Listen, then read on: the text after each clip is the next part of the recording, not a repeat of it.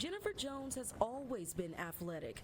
So athletic, she became the first black rockette to perform at a Radio City Music Hall. She even ate a diet that was so pure it would embarrass a strident vegan. Since 1993, I have had no fish or meat products. I was exercising every day. I'm the first African American Radio City Music Hall rockette. You have to stay fit to be in those shows. And yet, despite doing all the right things, she still developed colon cancer. I went to my colonoscopy and I was coming out of anesthesia. And she came up to me and she said, I have some bad news. You have cancer and you have about 5 years.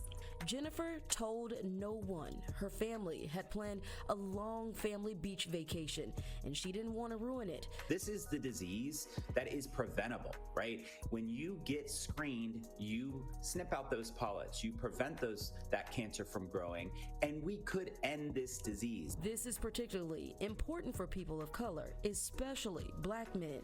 That's according to Dr. Renee Williams. Studies have shown that black patients get less recommendations from their primary care doctors than their white counterparts. And I'm not saying that's across the board for all physicians, but I think it's important to know that we're just not getting told you need to have a screening colonoscopy. And that's a very big impact. That drives a lot of these disparities. Is it that, we need to put more black doctors into the field of colorectal cancer screening and healthcare in general?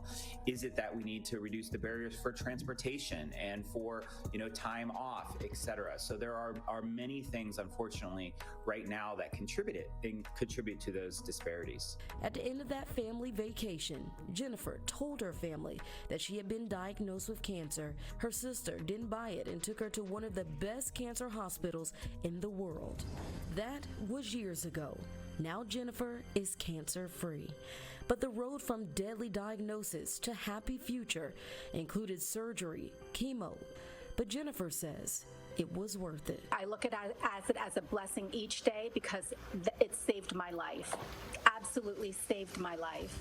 And I'm so happy to be here and to be able to talk about this subject and hopefully save someone else's life for early screening and early detection.